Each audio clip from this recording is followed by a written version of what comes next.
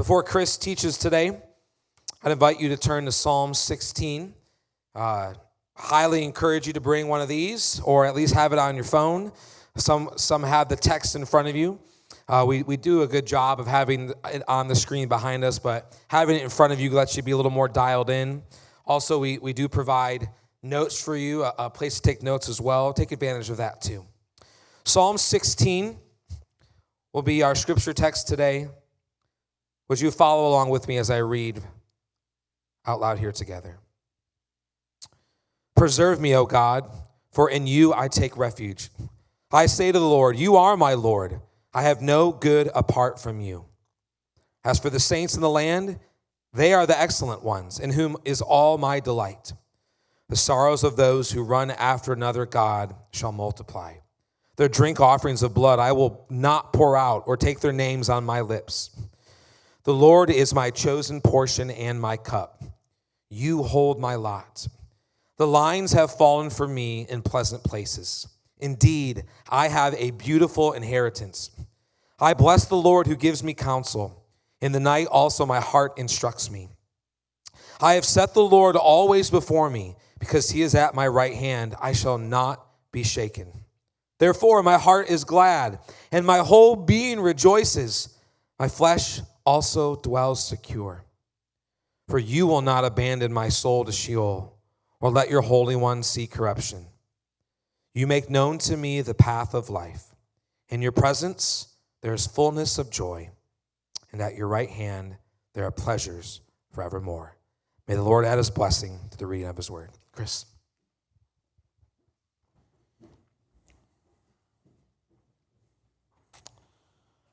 All right. How's everybody doing this morning? Oh, wow. All right. It's going to be that kind of morning. With school getting started, Ken forgot to mention this with regards to the coming and going in the sanctuary. We will be having a hall pass available next Sunday in the back. So if you need to utilize that, we'll have that available. Until then, I'm just going to ask you guys when I teach, just raise your hand and I'll go ahead and call on you, and then you can let everybody know what you need to do. So that'll make you hold it.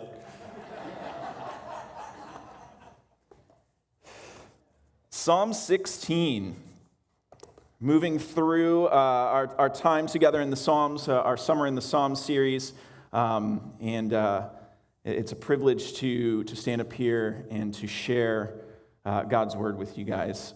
I feel a little echoey. Do I sound a little echoey?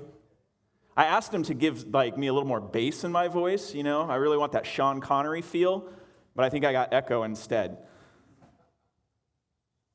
But as we get started, I just wanted to make you guys aware that our family, the Perry family, we love Busch Gardens and Adventure Island. Anybody else here Busch Gardens, Adventure Island fans? Excellent. We love it. We have been pass holders for the past several years. We love everything about it. We love spotting giraffes from the train when the kids were young. Take the train around, you look for giraffes. Sometimes there's a rhino on the tracks. It's awesome. Kids' first roller coasters that then turned from fearful, dreadful line standing of do we have to do this to now they're full-on thrill seekers. And in Adventure Island, many more trips around the lazy river than we can possibly count, which I must confess with me and the two boys are not all that lazy. It is a boy thing, and I feel bad for Amy. But this particular night that I'm about to tell you about, we were there for one reason, and that is the Wild Skies drone and fireworks show. Hundreds of tiny drones skip across the night sky in a choreographed dance, coming together to form a flamingo. A flamingo, a lion, don't have that one, a lemur. So cool, so cool. We were there for this. And then, after the drones, with a thundering boom, the sky comes alive with fireworks, bursting whites, exploding pinks, shooting greens. Now, if you know Amy at all, you know that this is her jam. Fireworks, parades, celebrations of any and every kind. That's Amy, and she's committed. So even though the heat that night was absolutely brutal, even though the weather was questionable and every roller coaster was shut down, even though the storm was brewing, we pressed on. But not everyone is so enthusiastic. You see, Amelia hates fireworks. Absolutely hates them. And Amelia really hates fireworks with an impending storm. The lightning cracking across the sky, the thunder, the type that you can feel in your chest. One sky, half of the park looking up at it, waiting for wonder. My daughter looking up at it, waiting for it to break. Her fingers rushed to plug her little ears, and her pace slowed, and she kept looking back at the parking lot. I want to leave. Let's go to the car. Let's just go home. And what did the rest of us do? We just kept bebopping right along. It's no big deal. It's going to be fun. Come on, you'll love it. Which is, of course, in hindsight, the worst possible comfort we could offer. We told a poor, scared little girl that her fear was small. And as you can imagine, it didn't work.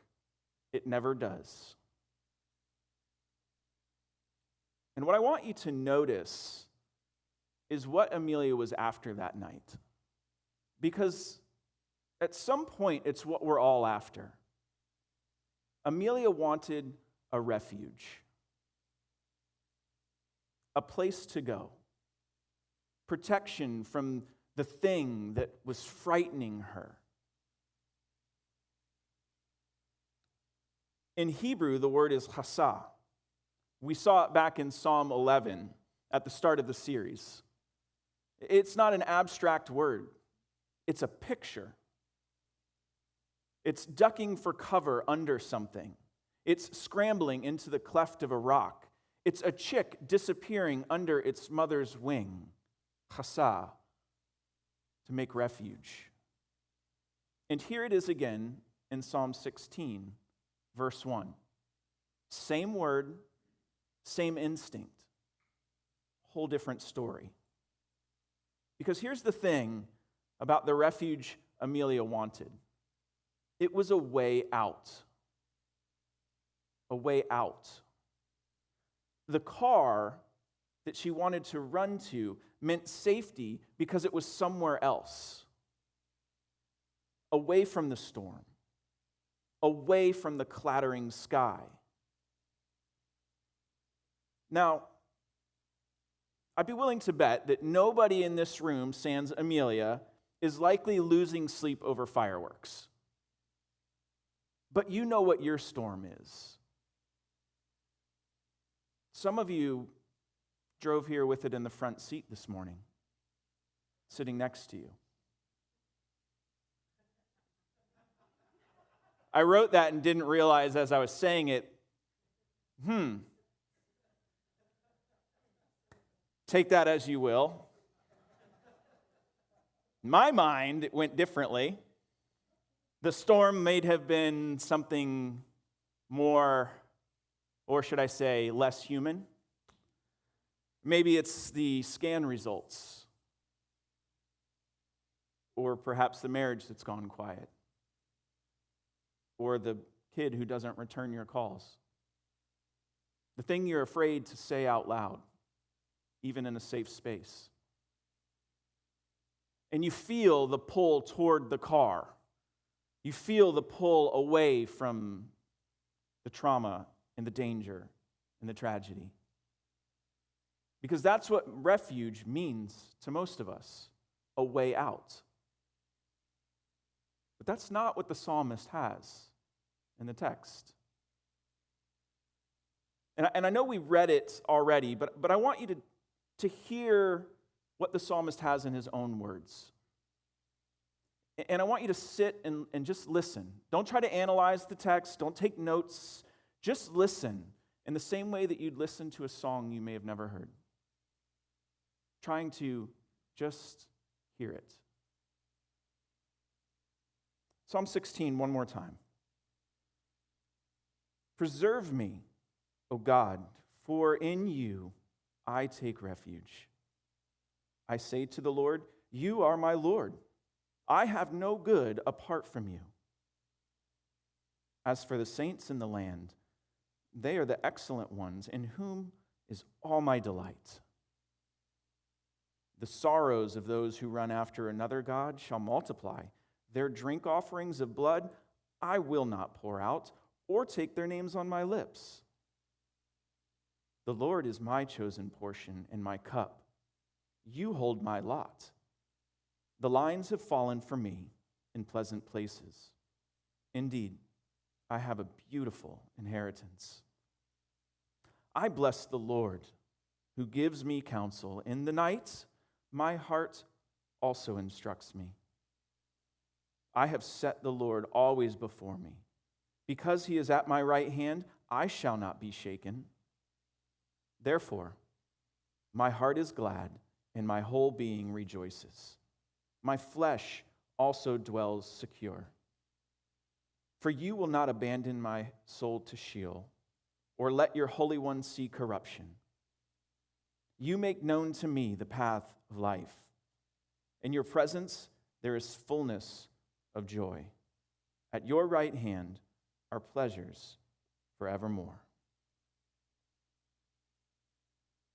The storm never lifts. Nothing gets removed. No one drives the psalmist home. And yet in verse 1, the prayer of a man in the thick of it all says this: preserve me, O God, for in you I take refuge. Look at the text. In you I take refuge. Not I will take refuge. Not I'm looking for a refuge. I have taken refuge. In Hebrew, it's past tense. Already done. He's not heading for shelter. He's in it. And he prays, preserve me. Keep me. Watch over me. Look after me as a mother hen looks after the chicks huddled under her own wing. You see, the psalmist isn't asking to be taken out of the night. He's telling us he's found something better in the midst of it. Something that lets him stay right where he is. In the dark, in the noise, the storm still rolling in. He hasn't moved an inch, and yet he's safe, even though the storm never lifts. You see, verse 1 tells us where the psalmist goes. Verse 2 tells us what he says when he gets there. Look with me. I say to the Lord, you are my Lord. I have no good apart from you. Remember where he is when he says this. He's in the refuge. He's in the shadow and shelter of God's wing, safe and protected. He breathes deeply, and the first words out of his mouth are a confession. A confession. First he says, you are my Lord. In Greek, Adonai, master. You are my Lord is surrender.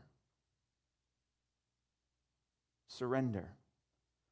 And honestly, that's the part we'd like to skip. We want shelter without surrender, protection without yielding. But it doesn't work that way. You can't scramble under someone's wing and then begin making demands and barking orders. You see, taking refuge and acknowledging lordship, you don't do one without the other. It's the same move. It's surrender. You are my Lord. I am yours. I surrender.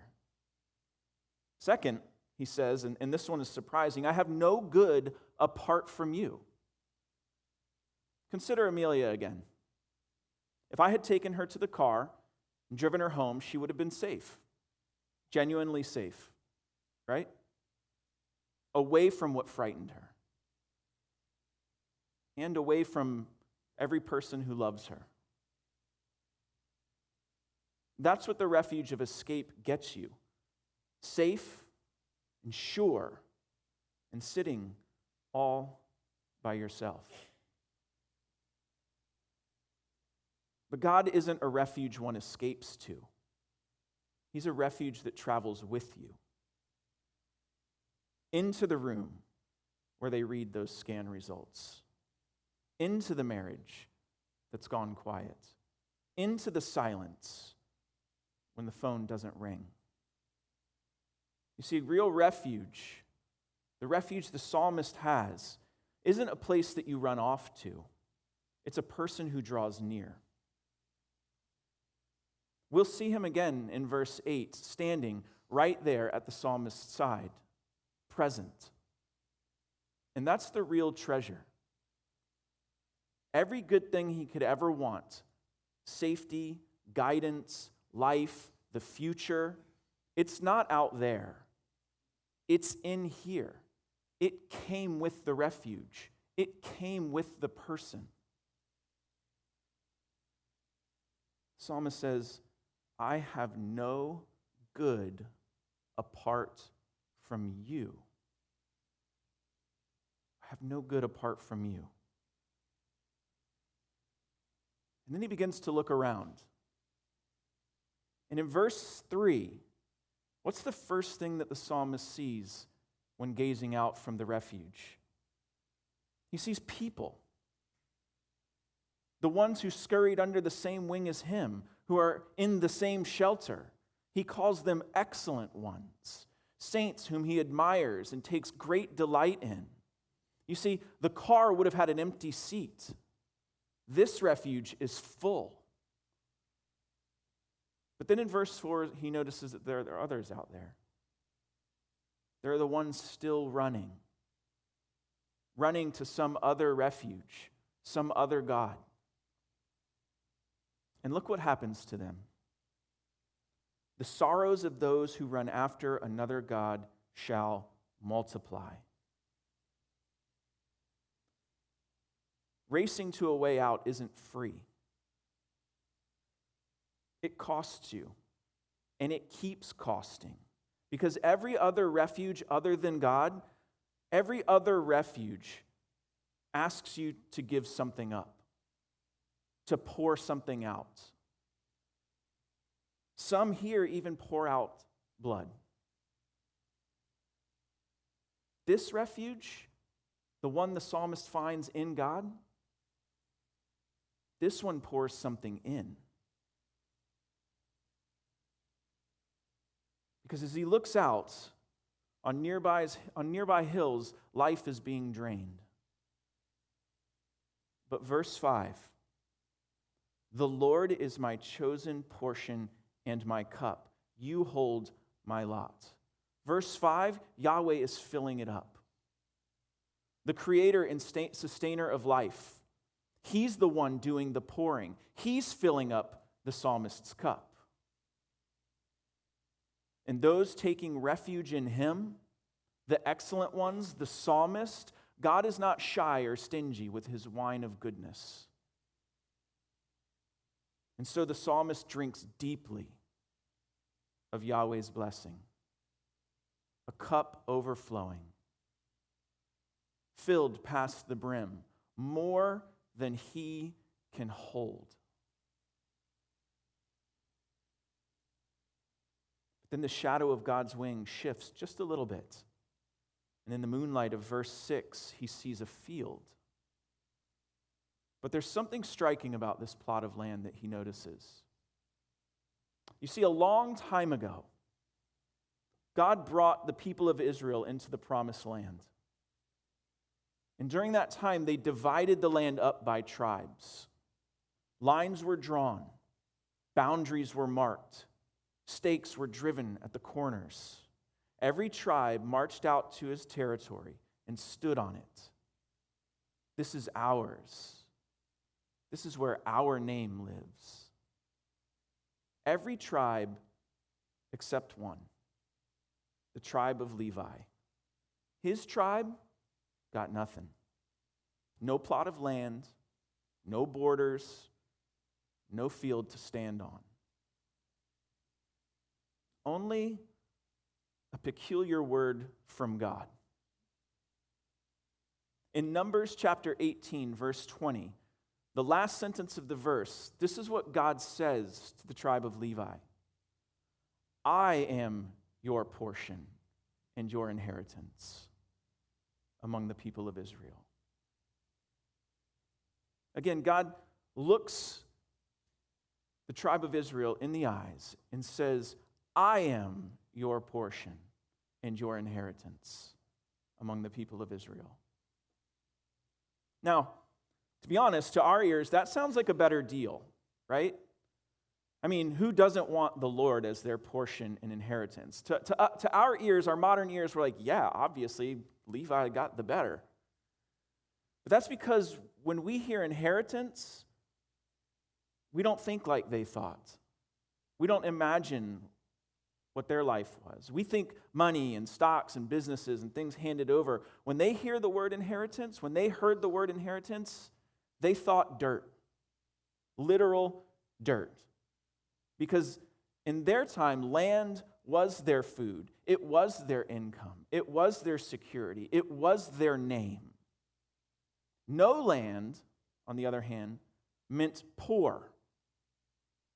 No land meant homeless. No land meant nothing to hand off to your kids. Getting no land was absolutely devastating in their day. It all but ensured a life of poverty and destitution. So let that sit for a moment as the tribe of Levi gets no land. Imagine how they must have felt. Every other tribe scampering off to stand on their inheritance, their land. And the Levites just left standing there with nothing to point at. No corners to drive stakes into, no boundaries to walk, nothing to leave the kids. To every set of eyes watching that day, the tribe of Levi got shorted. And yet, here's the psalmist, a man who has looked at every other refuge and every other good, and this is what he says: I have no good apart from you. And this is the claim that he makes. Why can he say, I have no good apart from you? Because Yahweh is my chosen portion, my inheritance. Not the field, not the wine, not the safe and prosperous life. In essence, what the psalmist is saying is, I'll take the Levite's share. Everybody else can have a carve of the land. Give me God. Give me God. You keep the land. The storm never lifts.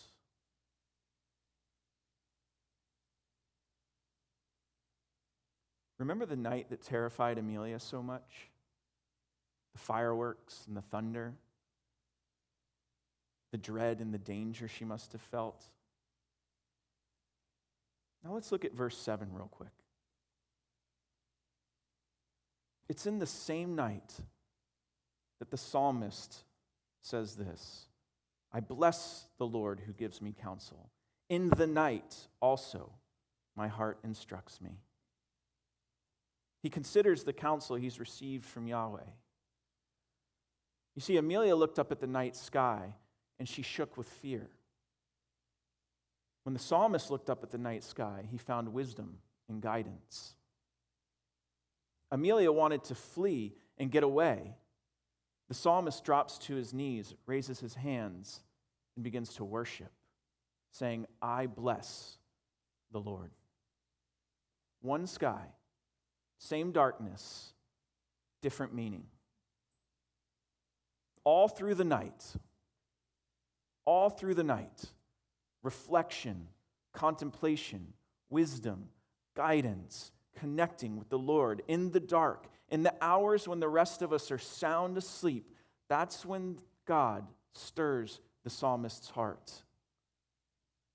That's when God stirs the psalmist's heart in the night. And that's when verse 8 comes alive. And he says, I have set Yahweh always before me, because he is at my right hand, I shall not be shaken. Two things I want you to watch here. Where's the psalmist looking, and where is God standing? I have set Yahweh always before me, because he is at my right hand. I shall not be shaken. He's not glancing at God between glances at the storm, at the shakiness of life. The psalmist has set God directly in his line of sight, a deliberate act. Now, everything else in life, the psalmist sees through God's gracious, loving presence. I have set Yahweh always before me, directly in front of me, filling my field of vision. Everything else in life, I have to look at, I have to experience, I have to walk through. I do so through him. Amelia couldn't stop looking back at the parking lot that night. The reality is, none of us can on our own. Second thing to watch, where is God standing? Not off to the side, not out ahead, not somewhere the psalmist has to meander to, but right next to him, close enough to grasp. God is right there. The psalmist hasn't moved an inch, and neither has God. I told you back in verse 2 we'd meet him here again. In verse 8, the ultimate and lasting refuge, the one who draws near, the one who stands sure, shoulder to shoulder with the psalmist, who leans in and says, because you are at my right hand, I shall not be shaken. I shall not be shaken. The storm never lifts. Life is full of unpredictable dangers and difficulties. Nothing out there has changed. But the psalmist isn't standing in it alone anymore. He's shoulder to shoulder with God himself. And that changes everything. Now the psalmist, he can't contain himself any longer. He says, therefore, my heart is glad and my whole being rejoices. It's been stirring and building all night long, slowly, then bubbling up, and finally it just bursts forth. His whole self erupts as he says, therefore, my heart is glad and my whole being rejoices. And then he says one more thing. And it's a strange thing if we read it. Therefore, my heart is glad and my whole being rejoices. And you can just feel the celebratory feeling in the psalm of just joy and rapture. And then he says, my flesh also dwells secure. Heart, soul, fine, but flesh? Flesh is anything but secure. Flesh is a moment. It's the part that bruises, the part that gets sick, the part that's frail and dusty. Why would the psalmist say, my flesh dwells secure? That's strange, if you think about it. Verse 10 answers it. Why can he say that his flesh dwells secure? For you will not abandon my soul to Sheol, or let your Holy One see corruption. Sheol sounds like a strange word. It's the grave, it's the pit, it's the place where people who die go. The place that everyone, every human goes, and nobody walks back from. Now let's step back for just a minute and let's see what's going on, because the whole poem, the psalmist has been pressed by something. Something's been in his face. Something's been right near him that he really hasn't named, but he's asked for preservation from it, and he's called God to be his refuge in it. And it could be maybe that it's the other gods that the people in verse 4 are running to. Maybe that's kind of trying to squirm into the psalmist's life. Maybe it's the reality of verses 5 and 6 that there's no earthly inheritance that he seems to have received. Or maybe it's the darkness of verse 7. Maybe these are the things that have kind of hemmed him in and caused him to take pen and put it to papyri or paper or whatever the case may have been in those days and write this song. But I think what he's really standing in front of, what he's really staring at, as he looks down, we see it. And it's not the storm on the horizon. It's the last storm of all. It's death. It's Sheol.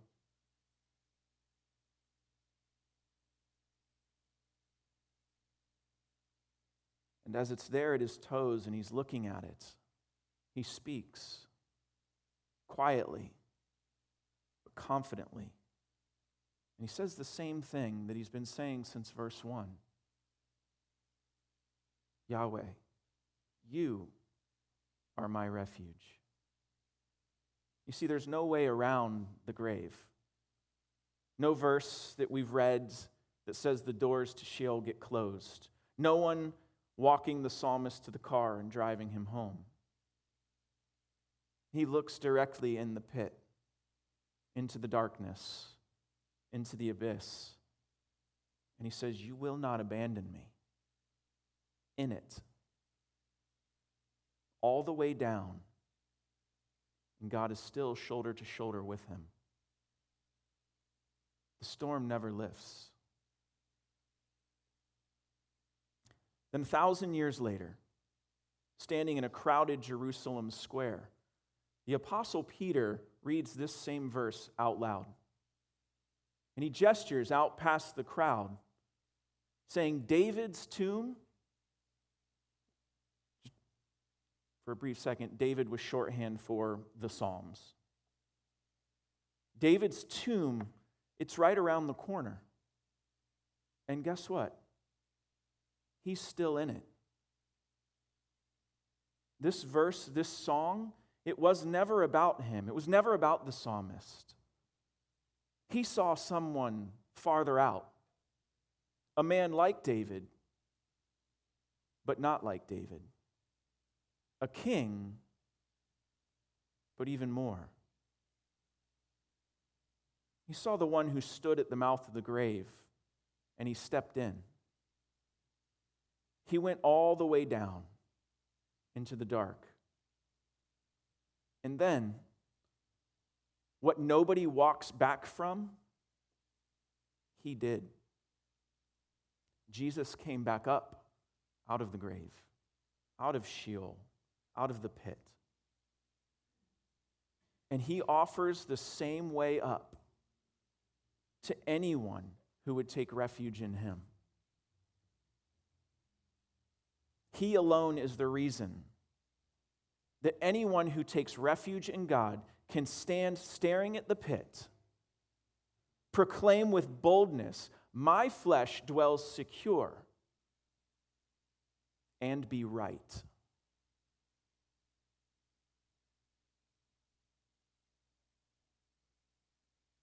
You will not abandon my soul to Sheol, or let your Holy One see corruption.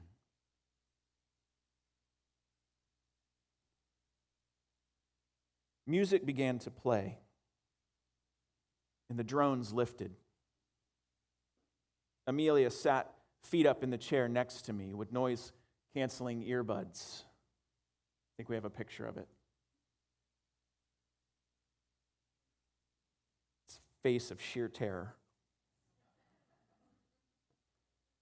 A flamingo, a lion, a lemur, drawn in light across the whole sky. And she perked up for that part. Then the fireworks, flashing, loud. And she squirmed a bit, but she looked on.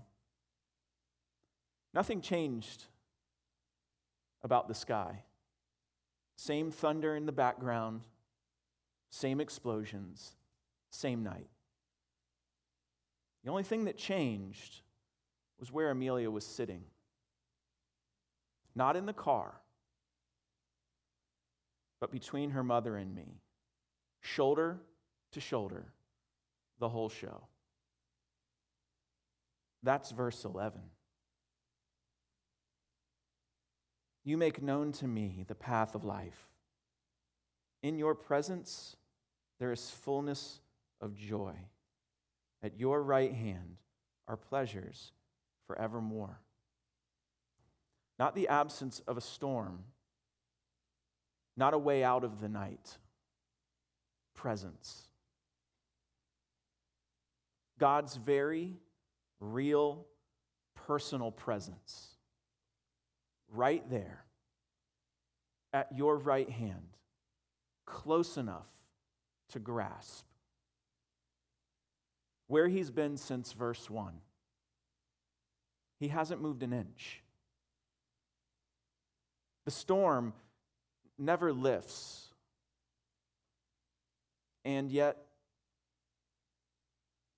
the psalmist says there is fullness of joy. There is fullness of joy, even in the storm.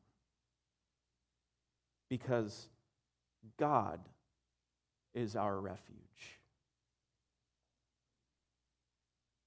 Now, in just a few minutes, you're all going to walk out to your cars.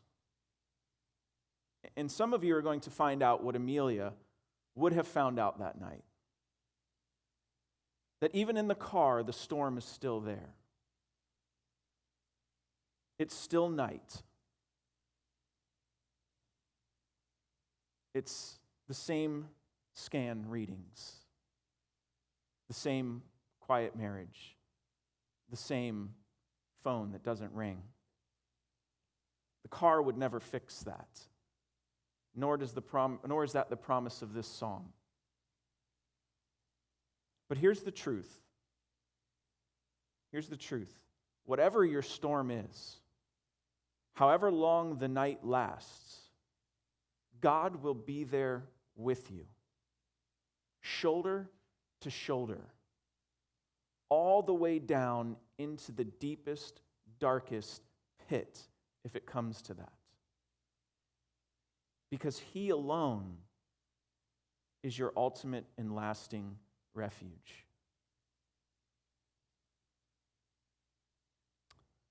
So if you would,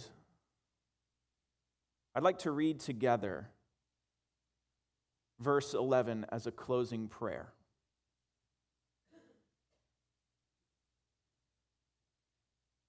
All together. Father, you make known to me the path of life. In your presence there is fullness of joy. At your right hand are pleasures forevermore. Amen. Amen.